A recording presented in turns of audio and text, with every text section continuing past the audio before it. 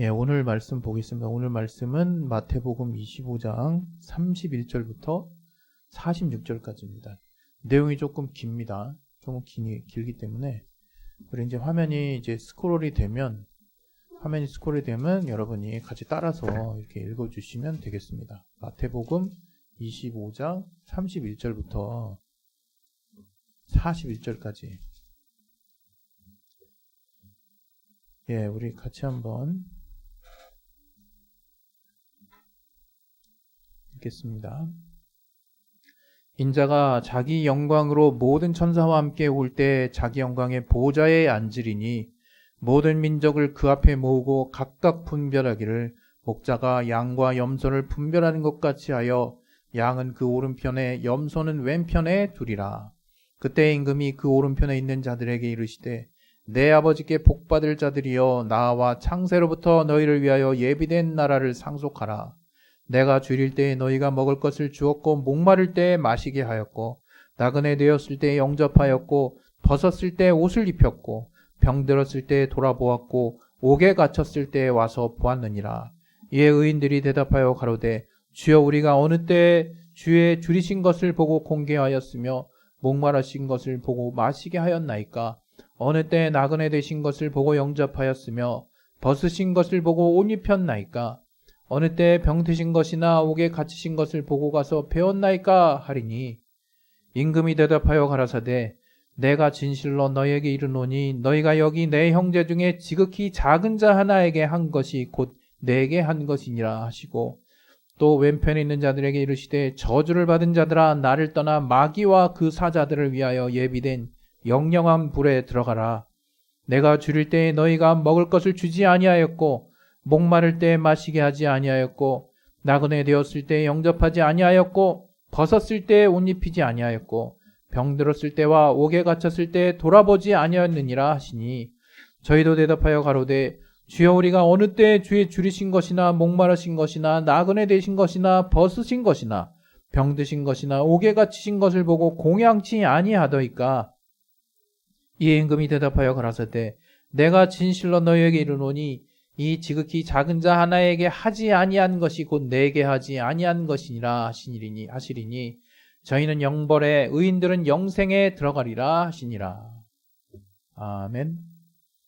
네, 오늘 이 말씀 조금 긴데요. 굉장히 중요한 또 가치가 담겨 있습니다.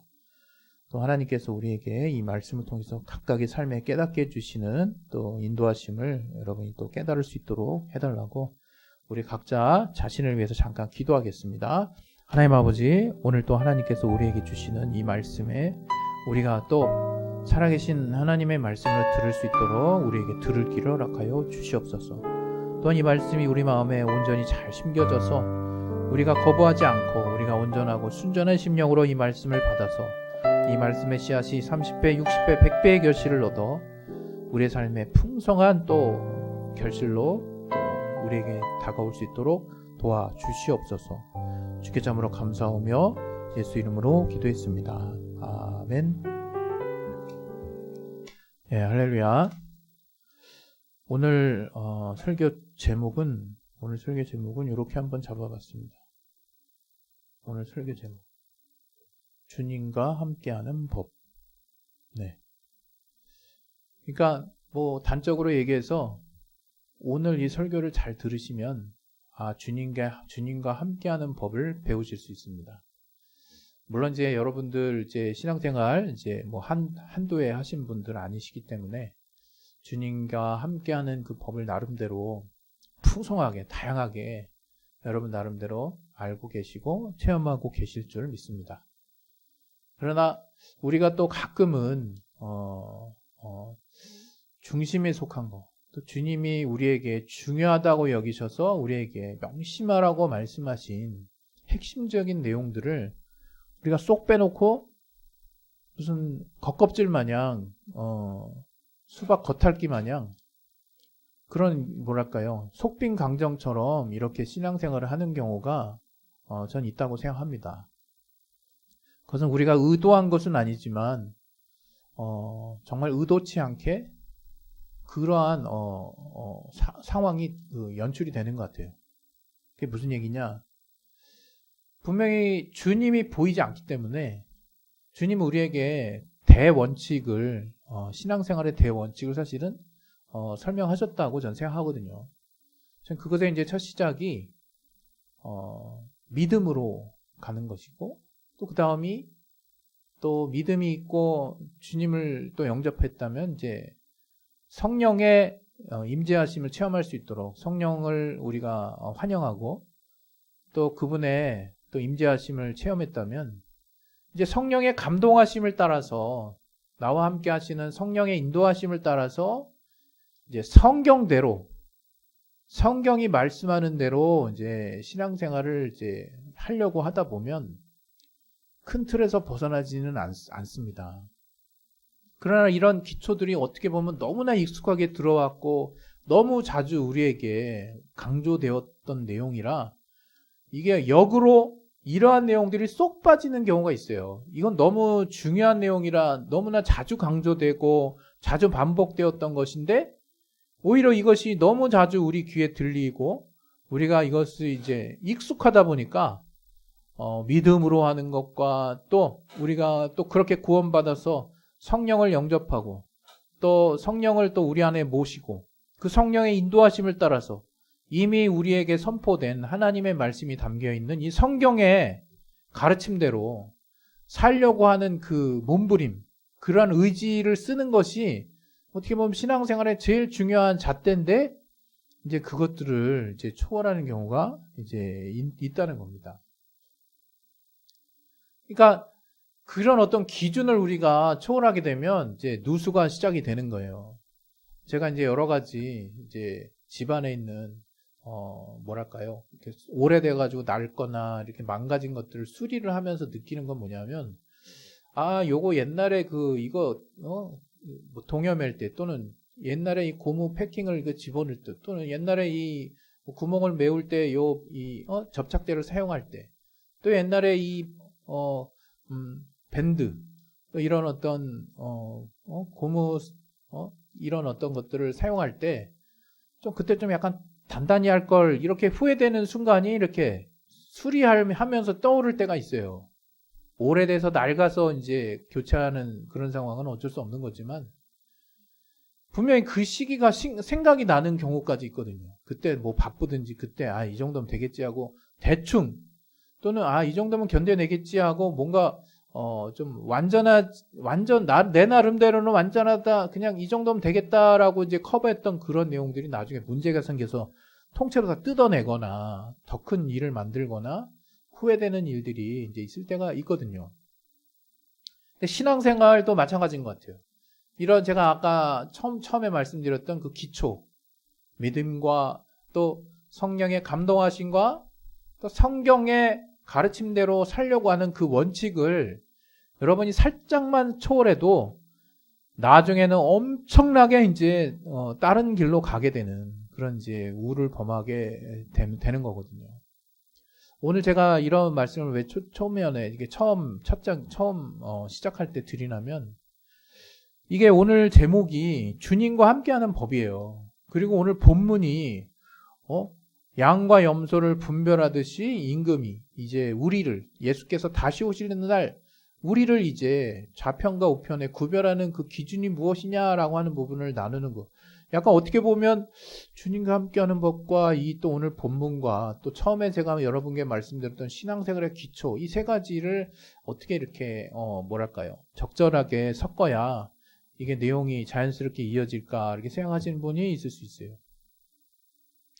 그런데 오늘 사실 이 본문은 저는 신앙생활의 기초에 관한 것이라고 생각하는 거죠. 신앙생활은 어떻게 보면 너무나 뭐랄까요 중요하면서도 가장 기초에 속하는 것.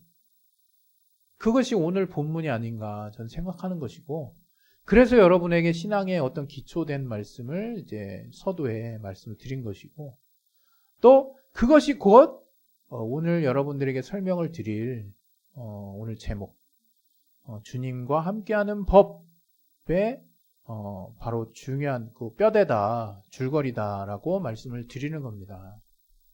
오늘 이 본문을 보게 되면 양과 염소에 대한 재미난 이제 물론 이제 이게 사실 서슬퍼런 주님의 이제 예언이시지만 이게 이 비유를 보면 이제 읽다 보면 재밌어요. 주님이 이제 목자가 이제 양하고 염소를 이렇게 구별을 하나 봐요.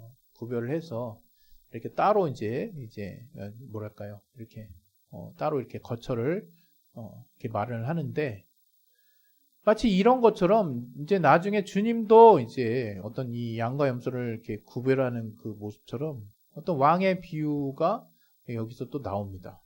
분명히 양과 염소를 구별하는 목자처럼 이렇게 구별할 텐데 어떤 왕의 비유를 통해서 이제 예수께서 왕 대신 예수께서 다시 오실 때 우리들을 이제 그렇게 이제 심판하실 것이라는 것을 말씀을 해주시는 건데요. 오른편이 좋은 편인 것 같아요. 여기 보니까 의인과 함께 오른편으로 들어가라 그러는 거 보니까. 근데 그 오른편에 들어간 사람들이나 왼편에 들어간 사람들은 공통점이 뭐냐면 다 사실은 이렇게 주님을 뵌 적이 없는 것 같아요. 예, 사실인 거죠.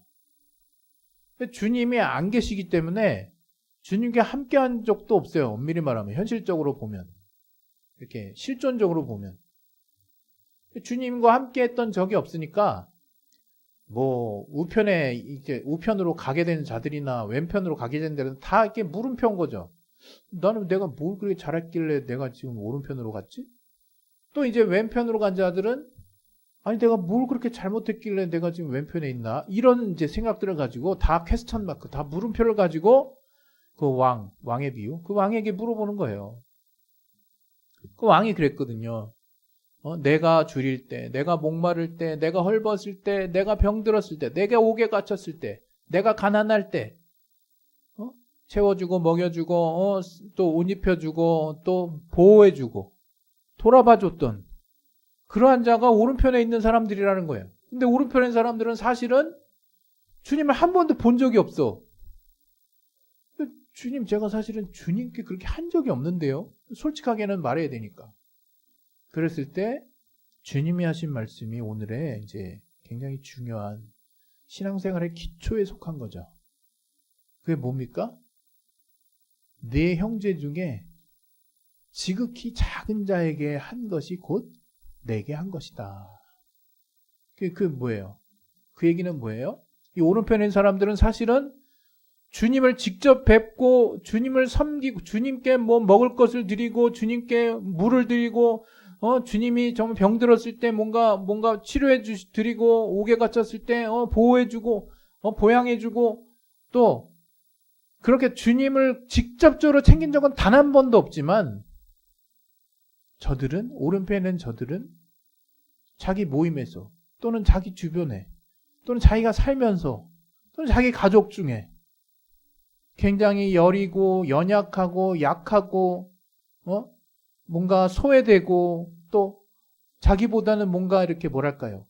정말 연약해 보이는 그런 사람들에게 대해서 그 오른편에 있는 사람들은 정말 돌봐주고 먹을 거 주고 물 주고 또 저들이 어려웠을 때 뭔가 또 도움을 주고 그 다음에 병들었을 때 치료를 위해서 열심히 힘써주고 저들이 어떤 나쁜 일이 생기거나 뭐 혹은 옥에 갇히는 일이 생겼을 때 저들을 찾아가서 위로해주고 돌봐주고 그랬다는 거예요.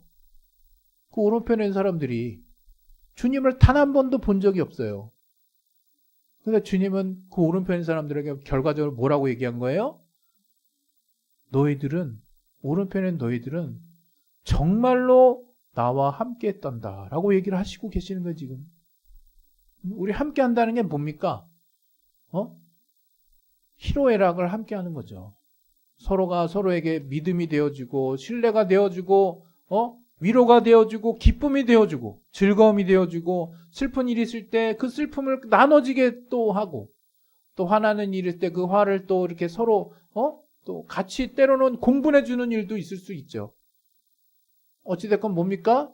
이 오른편에 있는 사람들이 결국 한 일은 주님을 단 한 번도 본 적이 없지만 그들이 했던 일은 자기 주변에 자기의 삶에 자기의 가정에 자기 동네에 자기 삶의 지경에 자기보다 약하고 지극히 작은 소자. 여기서 말하는 지극히 작은 소자는 작은 자가 누굽니까? 그냥 키 작고 어린아이예요? 그게 아니라 물론 어린아이가 될 수도 있죠. 그들은 사실 이 어른들에 비해서 가진 것이 없고 여러 가지로 연약하고 돌봄이 필요한 자들이니까. 그러나 이 비유에서 나온 작은 자가 뭡니까? 진정 나보다 더 도움이 필요하고 나보다 음식이 필요하고 나보다 물이 필요하고 나보다 더 아픔에 대해서 많이 노출돼 있어서 그 질병 났을 때 연약한 그런 자, 그러한 자를 오른편에 있는 사람들은 적극적으로 도왔다는 거예요. 돌아봤다는 거예요. 반면에 이 왼편에 있는 자들은 누굽니까? 사실 왼편에 있는 자들도 되게 억울한 거예요. 주님께 할 말이 있는 거죠. 아니 주님을 제가 단 한 번도 본 적이 없는데 언제 우리가 주님께 음식을 안 준 적이 있고 물을 안 준 적이 있고 헐벗었을 때 옷을 안 입힌 적이 있고 또 병들었을 때 우리가 돌아보지 않은 적이 있고 옥에 갇혔을 때 돌아보지 않은 적이 있냐. 주님을 봤어야 우리가 뭘 하든 안 하든 하지 않겠냐. 주님이 오셨다면 우린 당연히 주님을 섬겼을 것이다. 억울한 거죠. 이 왼편으로 간 자가. 그러나 주님은 단호하게 말씀을 하십니다. 뭐라고요? 내가 너희에게 없었다고? 난 너희에게 있었다. 라고 얘기하신 거예요. 그게 뭐예요? 왼편에 있는 자들은 오른편에 있는 자들과 반대로 자기 주변에, 자기의 가정에, 자기의 이웃에, 자기의 또 함께 사는 동네에, 또 자기의 지경에, 직장이 될 수 있겠죠. 연약한 자가 있고 돌봄이 필요한 자가 있고 병으로 또 이렇게 힘든 자가 있고 자기보다 작은 자가 있어요. 한마디로 자기보다 무언가 먹을 것이 더 필요하고 물이 필요하고 또 병들었고 또 헐벗었고 또 옥에 갇혔고 억울한 일을 당한 그런 사람들이 그 사람 주변에 있었을 때 그 왼편에 자들이 했던 건 뭐예요? 요즘 말로 해볼게요. 약간 쌩 깠다는 거예요. 죄송합니다. 완전 무시했다는 거예요. 내 일 아닌데? 얘가 아픈 게 나랑 무슨 상관이야? 얘는 그냥 그렇게 약하게 태어났잖아. 얘는 그냥 지사정 따라서 약한 거 아니야? 그리고 내가 잘나가지고 내가 얘보다 더 낫게 된 건 어떻게? 그거 어쩌란 말이야. 관련을 그냥 갖진 않았어요. 관계성. 그냥 너는 너고 나는 나야. 요즘 세상 다 그렇죠. 지금 분위기 얼마나 살벌합니까? 어떻게 보면 그게 당연하게 보이기도 합니다. 중국 같은 경우는 어떤 노인을 이렇게 도왔더니 노인이 반대로 고소를 해가지고 그 선인이 경찰에 잡혀가지고 감옥살이하고 심판받고 재판받고 막 이랬대잖아요. 그 중국에서 유행하는 그 문화가 그거래요. 진짜 애가 자빠져 있건 어른이 쓰러져 있건 길가에서 어떻게 되든 신경 안 쓴대요. 왜? 괜히 신경 썼다가 내가 역고소 당해가지고 억울한 일 당할까봐 신경 자체를 안 쓴다는 거예요. 그런 사회인 거죠. 우리나라는 사실 준법 정신이 되게 높아요. 그리고 재판단에 참 대한민국 사람들이 선합니다. 나름. 그리고 올바른 도덕의식이 평균적으로 되게 높은 것 같아요. 그리고 다른 사람을 돌아보는 마음도 되게 큰 것 같아요. 좋은 면이죠. 그런데 마치 이것처럼 우린 주님과 한 번도 함께 한 적이 없는 것 같아. 이 2024년 주님과 함께라는 지금 설교 제목을 가지고 계속 설교 주제를 가지고 매주 지금 함께하고 있는데 오늘은 또 한술 덧어서 주님과 함께하는 법이래. 근데 주님과 함께한 적이 없는 것 같아요. 근데 주님은 단호하게 말씀하신다는 거예요. 뭐라고요? 오른편에 있는 사람, 왼편에 있는 사람의 차이는 뭡니까? 지금 내 주변에 있는 지극히 작아 보이는 소자, 작은 자에게 정말 나의 최선을 다해 돌아보고 저를 또 정말 위로해주고 저를 도와주고 했던 사람이 바로 주님을 도와주고 주님을 돌아보고 주님을 위로하고 주님과 함께 했던 자라는 거예요.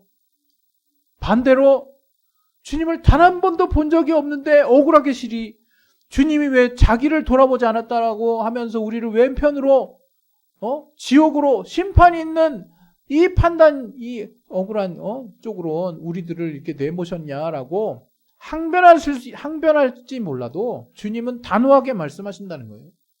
너 나만 지금 나를 섬기는 거, 또 나와 함께하는 것이 그렇게 너희가 바라는 것이었을진데 신앙은 열심히 했을지 모르겠지만 너희가 교회에서 뭔가 이야기하는 표면적인 신앙의 행위는 열심히 했을지 모르겠지만 너희 마음속 깊은 곳에 너희가 과연 너희보다 약한 자를 도우려고 하고 정말 너희 모임 중에 너희 주변에 너희 이웃 중에 너희 동네 중에 너희 가족 중에 가장 약해 보이는 자에게 대해서 도와주고 저를 위로하고 저에게 밥을 주고 저에게 물을 주고 저를 참으로 진정으로 대하려고 했던 마음이 과연 있었냐?